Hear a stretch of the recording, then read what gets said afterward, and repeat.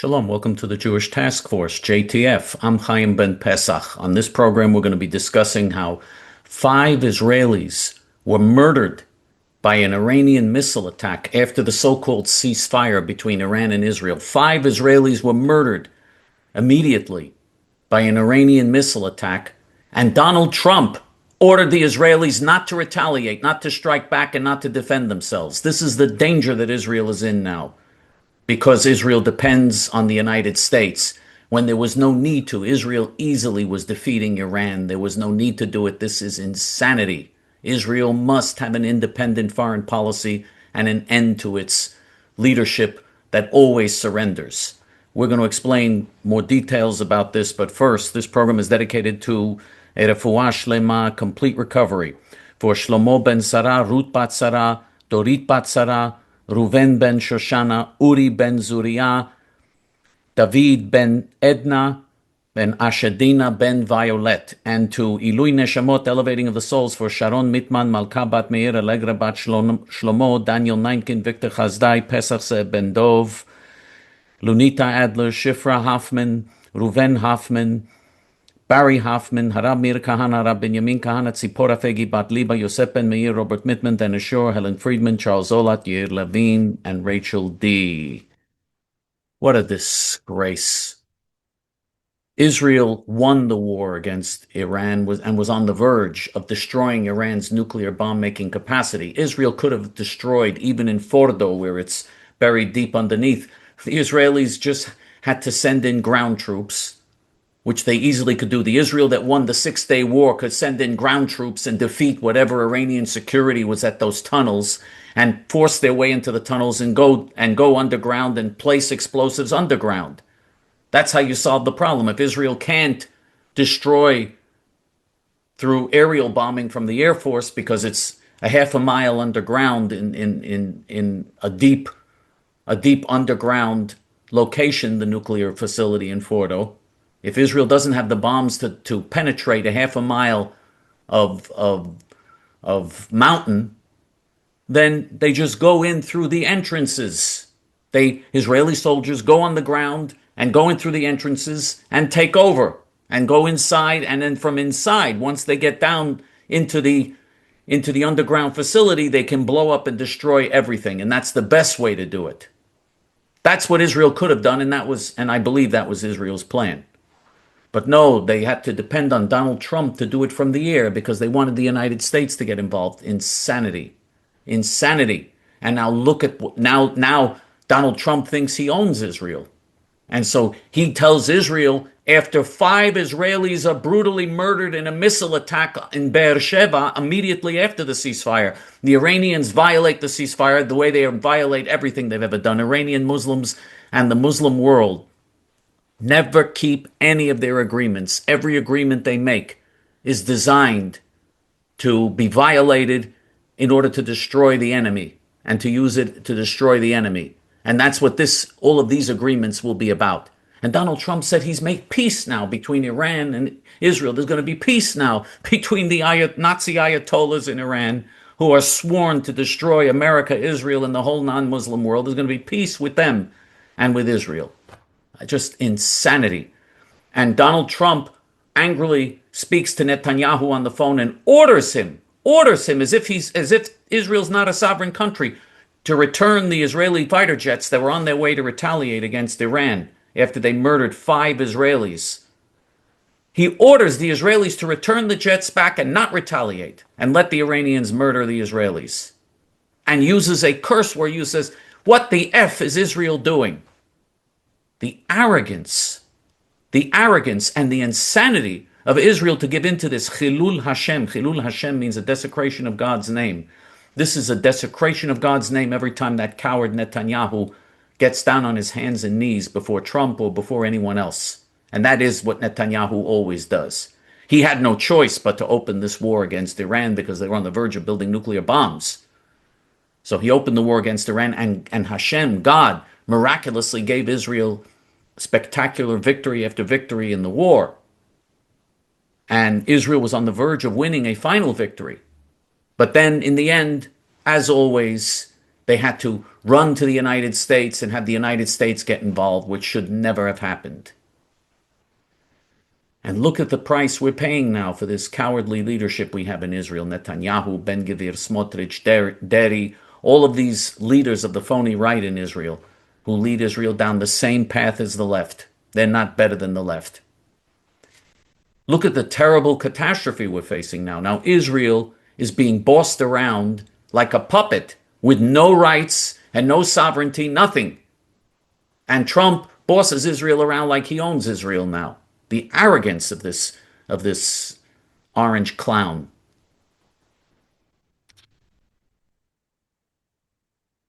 And by the way, we don't even know if the United States strike on Fordo and on the other nuclear sites in Iran. We don't even know if they destroyed Iran's entire nuclear program.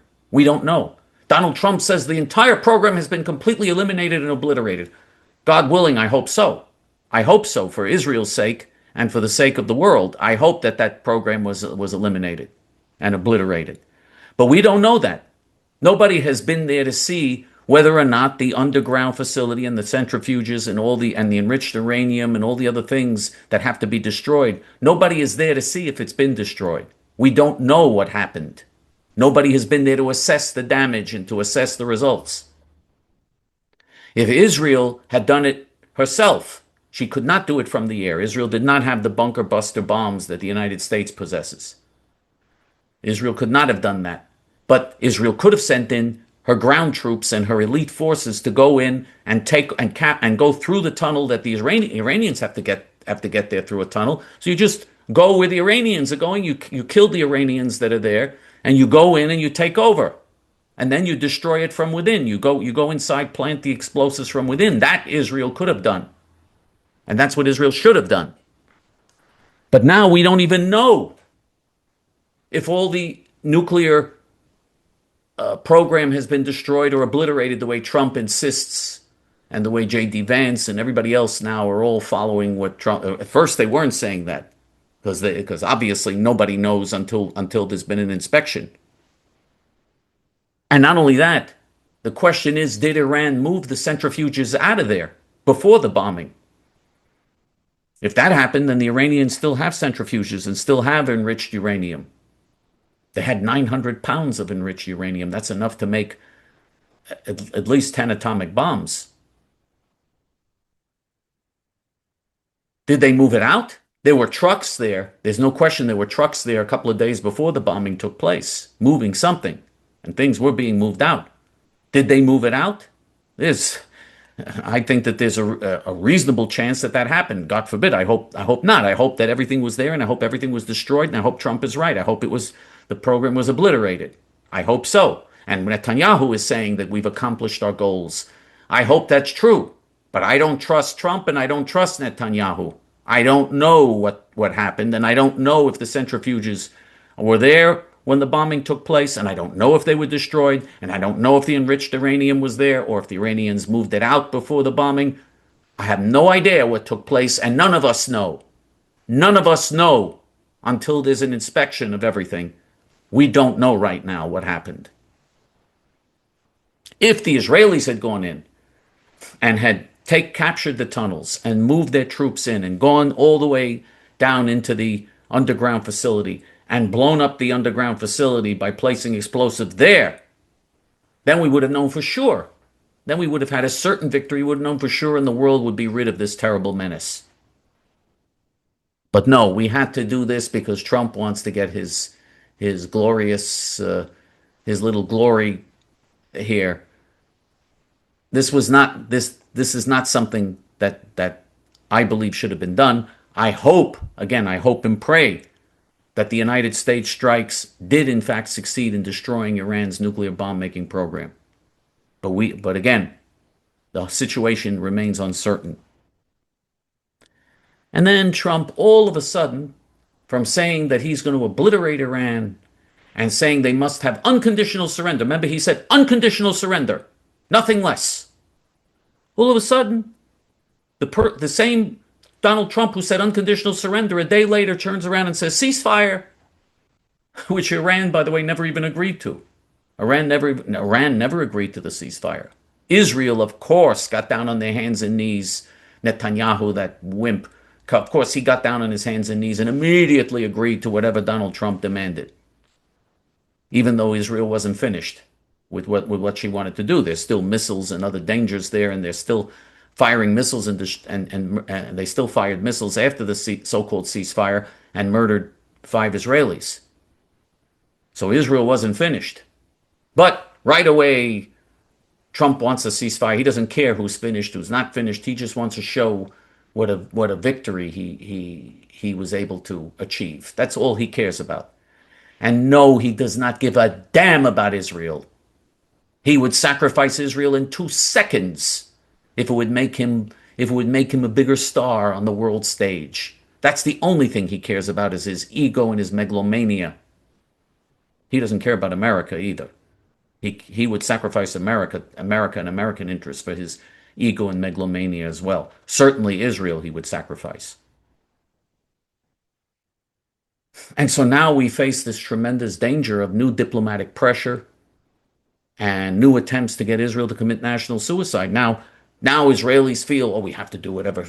Look what Trump did for us. Look, Trump didn't do this for Israel, first of all. Okay, Trump held Israel back. For years, Trump held Israel back. Netanyahu wanted to attack earlier. Trump held Israel back until it was almost too late. And Trump, in the end, when he saw that Israel had devastated the Iranian military defenses and security system, and he saw that the United States could easily fly its pilots over there without any planes getting shot down, without losing any pilots. When he saw that, because of Israel, the United States was able to do that, because of what Israel had done. And Trump wanted to use that to show that he was responsible for some great military triumph. And now he's going back to his MAGA theme of, I'm going to bring peace. I'm going to bring peace to Iran, and I'm going to bring peace with Russia, and I'm going to bring peace with China, and I'm going to bring peace with everybody.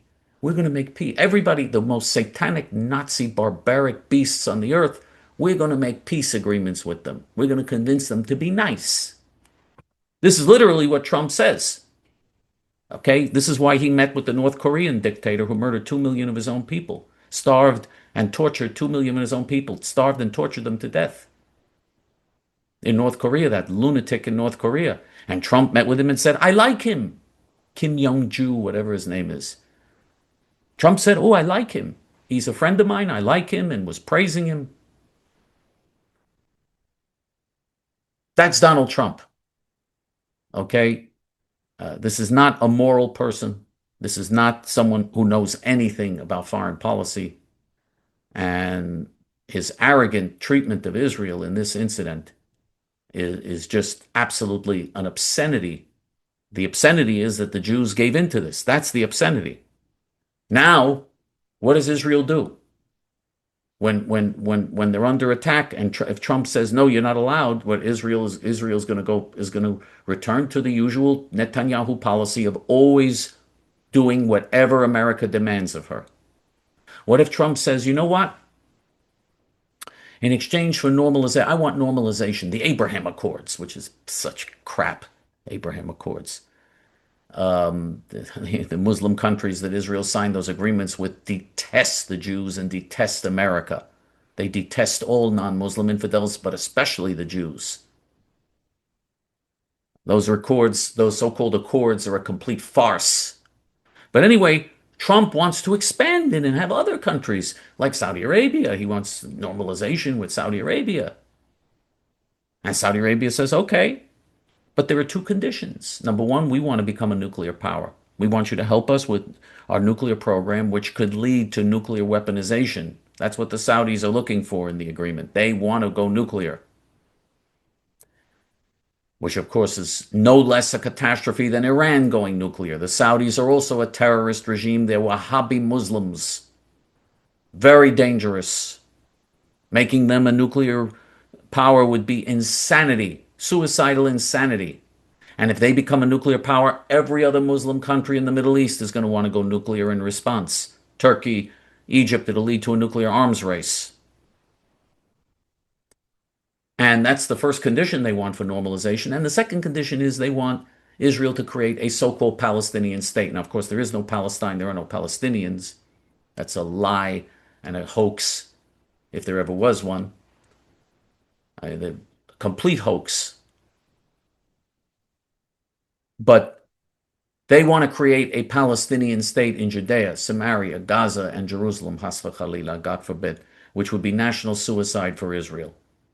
That would bring Israel back to the borders that are 6 to 9 miles wide, completely suicidal. And the Saudis are saying, we want Israel to commit to creating a Palestinian state and take steps toward that. That is a danger that continues to hover over the heads of 7 million Israeli Jews. Make no mistake about it. And that's also a danger of an existential threat, a danger of Holocaust. So what do we do? What do we do in a situation like this? The Jews, as usual, are blind. They have no, you know why they're blind? Because J.T.F doesn't have millions of dollars to reach them with our message. If we could reach the whole Jewish people with our message, there'd be a whole new day, a whole new era for the Jewish people and for the world. What a tragedy. What a tragedy that the one group that tells the truth outside of Israel, in Israel, it's the Hilltop Youth that are telling the truth, and Moshe Feiglin. But outside of Israel, we're the one group that tells the truth. And we don't have the resources to really reach the huge numbers of people that we need to reach in order to bring this message. We're bringing it to you, and thank God that you're at least receiving this message. But in the meantime, we do whatever we can with what we have. And we've done a lot. In Judea and Samaria, the Hilltop Youth have not only created a situation where they have broken up and stopped Arab territorial continuity, because if the Arabs, through illegal building, are able to create Arab villages and Arab towns and Arab illegal settlements, Arab, which what we call Arab territorial continuity throughout Judea and Samaria, they would basically seize control of Judea and Samaria, and then there would be a Palestinian state, whether Israel likes it or not. There'd be a Palestinian state in everything but name, and the whole world would recognize the state, and Netanyahu will give in when that happens, like he always does. And then Trump will say, oh, we're going to have peace. You got to recognize. He would recognize it too. The Trump so-called peace plan in 2020 called for the creation of an independent Palestinian state and called for borders that were completely suicidal for Israel, because Trump is not a friend of Israel, never was, never will be. Now, and yes, the fact, and by the way, just to show you how much Israel has to be independent, Trump is not a friend of Israel and endangers Israel's very survival with his insane policies and appeasement of the Muslim terrorists in the Muslim world, and his desire to create agreements, and we have to have agreements, and we have to have peace with the Muslim Nazi world. He endangers Israel. And as bad as he is, the Democrats are even worse. The Democrats are actually even worse than him. So Israel's only hope is to build an independent military and an independent economy that can survive all of this. And that doesn't mean Israel wouldn't trade. Israel will trade with hundreds of countries. And Israel will make deals, trade deals that will involve tens of billions of dollars. That will continue. But no U.S. foreign aid, and stop begging Trump for assistance, and start building your own weapons, which Jewish scientists can do, and start building your own defense systems, and start building your own economy, which Jewish brains can do. That's what Israel has to do. It can be done. The same Israel that miraculously wins six-day wars and wars against Iran can do that as well. And God will help and bless Israel if Israel does that. God will really bless Israel if Israel does that. Anyway, the Hilltop Youth, though, the heroic Hilltop Youth in Judea and Samaria, they're the only hope we have for preventing a catastrophe here. They're the one hope we have. They have prevented Arab territorial continuity, and they're creating, with their settlements on the hilltops, they're creating Jewish territorial continuity to make it impossible to create a Palestinian state. They're working toward this goal. but they need much more help. The more help they get, the better our chances of saving Israel from this catastrophe. The more Jews there are there, the more Jewish settlements there are, the more Jewish presence we have in Judea and Samaria, the better our chances of preventing the creation of a Hamas, Fatah, PLO terrorist entity that would be absolute suicide for Israel. Here's how you help the heroic Hilltop Youth. You go to our Hebrew main page, and 100% of our budget goes to them. 100% of our budget. You see this dump over here that I live in? I live in a dump like this because I'm giving my money to them as well. And when I say I give my money, I'm giving hundreds of thousands of dollars to them. You go to our Hebrew main page, hayamin.org, and you click on the donate button, which is in English. There's a donate button in English on top. Most of the page is in Hebrew, but there's a donate button in English on top. Click on the donate button, and you can very easily and conveniently donate in several minutes. You can either make recurring monthly donations, which I recommend that people do, or you can make a one-time donation, which is also very good, or you can do both. Doing both is actually the best. But you can do recurring donations or one-time donations, and also leave J.T.F. in your will. Leave J.T.F. in your will to leave this a better world with true idealists, magnificent idealists. Do you know that the Hilltop Youth in Binyamin, in the new community they created in Binyamin, Benjamin in English, the Hills of Benjamin, their community there has been uprooted 34 times this year by the Israeli army and the Israeli police, by Netanyahu, Ben-Gvir, Smotrich, by that whole phony government. They have uprooted that heroic community and destroyed their homes, destroyed everything, taken everything they have, thrown them out. 34 times they did that to them. 34 times. They never touch the illegal Arab building, which is 100 times greater than the Jewish building. The Jewish building is more strategic and brainier, but the Arab building is 100 times greater because they have billions of dollars from the Arab world, from the European Union, from the UN, from everybody.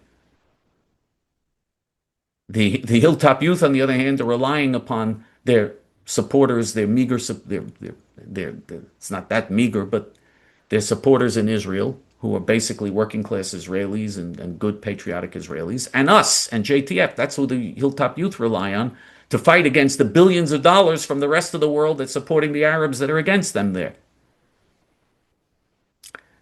And the Israeli army, instead of destroying the illegal Arab building, they destroy the Jewish community that we've built there. 34 times they destroyed it. Now we have other communities there as well, but this particular community is especially strategic. They destroyed it 34 times in the past year, and they came back again and again, and they're stronger now than they ever were. There are more of them there. They have more things that they've developed and built there. And not only that, there were Arab villages surrounding them when they first moved there a year ago. The Arabs have left. The Arabs fled because of the Hilltop Youth. Tens of thousands of Arabs are fleeing because of the Hilltop Youth. What heroes, what noble, magnificent heroes. Can you imagine the sacrifices they make? 34 times their homes are uprooted there. Everything is destroyed and taken from them. And they keep coming back again and again with their women, with their children, with their families, because they know that they have to do this to protect the Jewish people. Where do you get heroism like this? If they weren't doing this, you know how much trouble we'd be in? You know what would happen to Israel if we let the Arabs take over all of those strategic areas? The very survival of Israel would be in grave jeopardy. We have made a big difference in helping J.T.F., in helping them. And we want to continue to make a difference because they keep coming back. They're not going to be defeated. They keep coming back and they're winning. They're winning because there are more and more of them and their settlements are growing and the Arabs are leaving. They're winning despite the fact that the Israeli army and the Israeli police and the Israeli government are against them. Insanity.